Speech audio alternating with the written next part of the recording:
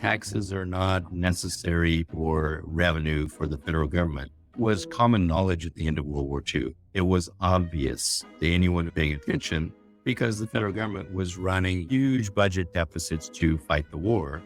The deficit reached 25% of GDP. The debt ratio reached 100% of GDP. And one of the very important people, Beardsley Rummel, the chairman of the New York Fed, at the end of World War II, wrote a paper entitled "Taxes Aren't Necessary for Revenue." But gradually over the post-war period, this insight was lost. And it was lost not just by conservatives who don't like the government, who have an obvious political interest in selling the story that the government needs taxes to spend, and we all hate taxes, therefore we need a very small government. I mean, that fits the conservative ideology perfectly. But why on earth would progressives buy into that whole argument that we need taxes and we know that the population doesn't want to pay more taxes, therefore we can't get all the progressive things that we would like to get through government? Why do they do that? The insights were lost. That is the fundamental problem.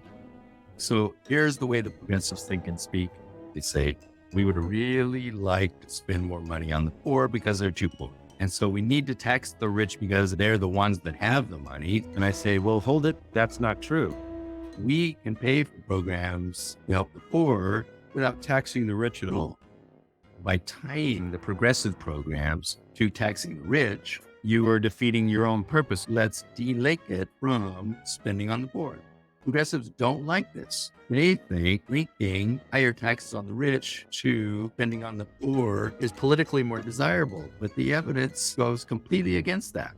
Any polls show that people don't want to tax more, even if you're talking about taxing the rich, because Americans still have this fantasy that, hey, someday I might win the lottery and I sure wouldn't want to pay tax rates of 90% like we used to have in the United States. So I think it's really self-defeating to link the two. And it's also dishonest. It's just not true.